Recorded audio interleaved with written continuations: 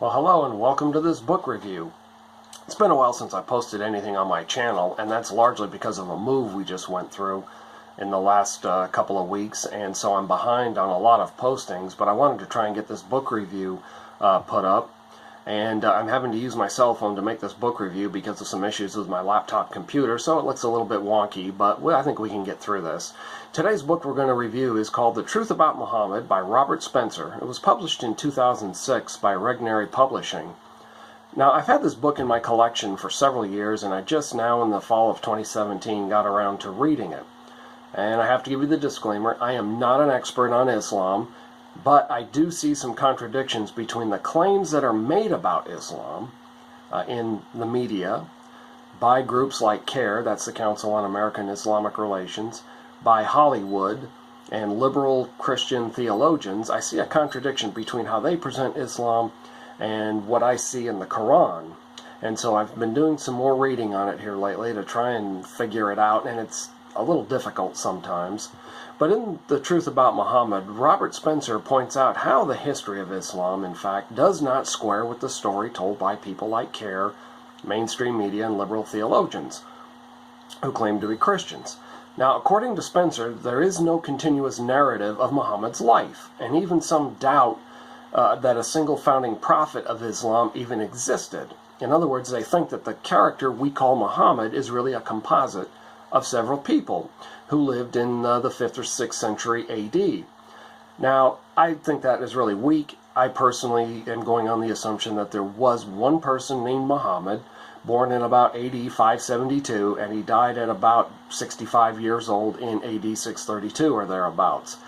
I think the evidence really shows that there was a person, and that the idea that it was a composite is really weak. Now, there are some strengths in this book. The first strength, I would say, is the documentation. It has got 17 pages of footnotes, or endnotes, which is always good to have on a book of this nature. It is easy to read and comprehend. This is the first book of Spencer's that I've read, and he writes in a very simple style, doesn't use a lot of technical jargon. And the third strength, I would say, is Spencer's knowledge of the subject. While this is the first book of his I have read many articles by Robert Spencer, as well as heard many interviews with him, and he does know Islam pretty well. Another strength is I did not see any condescension towards Islam or Muslims in the book. He does point out that the claims that Islam is a religion of peace don't square with many of the Quran's teachings, such as Quran 9:5. Then when the sacred months, that is the 1st, 7th, 11th, and 12th months on the Islamic calendar, have passed, then kill the mushrikun, which is unbelievers, whether you find them and capture them and besiege them, and prepare for them each and every ambush. But if they repent and perform the as-salat, which is the Islamic ritual of prayers, and give zakat, which is alms, then leave their way free. Verily, Allah is oft forgiving, most merciful. Now, that word that is translated unbelievers can also be translated as heathen, polytheists, and idolaters. And then if you drop on down to verse 29 of the same chapter, fight against those who believe not in Allah, nor in the last day, nor forbid that which has been forbidden by Allah and His Messenger, and those who acknowledge not the religion of truth, which is Islam, among the people of the Scriptures, Jews and Christians, until they pay the jizya with willing submission and feel themselves subdued. And that jizya is like a tax that non-Muslims have to pay to continue whatever their religion is under Sharia law. Now, like most books I've reviewed, there are some weaknesses with this book. For instance, like the Bible, the Quran is translated into English from another language. I would like to have known the source of the Quran verses that Spencer refers to. In other words, who translated them? What exactly is the translator's expertise in Arabic? And were the verses translated by an individual or a committee? Now, to me, this is important. There are some Bible translations on the market, such as the Living Bible and its various kinds, like the Way or the Book. There's also one called the Messenger. And these were all translated by one individual, versus, say, traditional translations like the New King James, the Old King James, New American Standard were done by committee.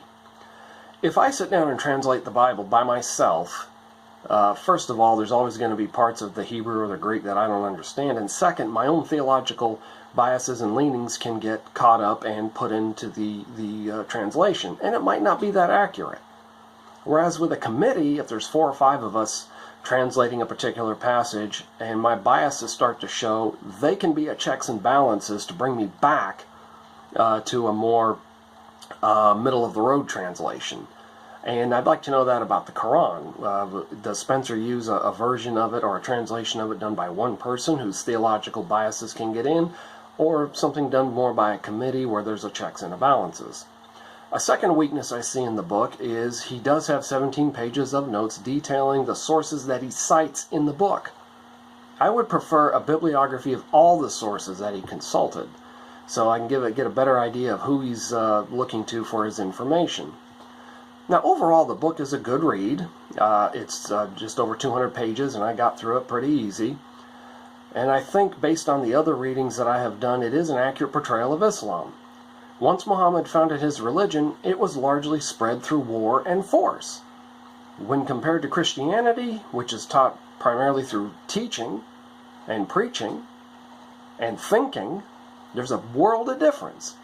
And I understand there are some, throughout time, there have been people who've used Christianity as a club, as a more of a political weapon, but they were wrong for doing that. Christianity is meant to be taught by teaching. Jesus said, go into all the world and teach. Not go into all the world and put a gun to people's head or legislate or anything like that. Well, that's it for this review. If you have read the book, The Truth About Muhammad by Robert Spencer, I'd like to know what you think.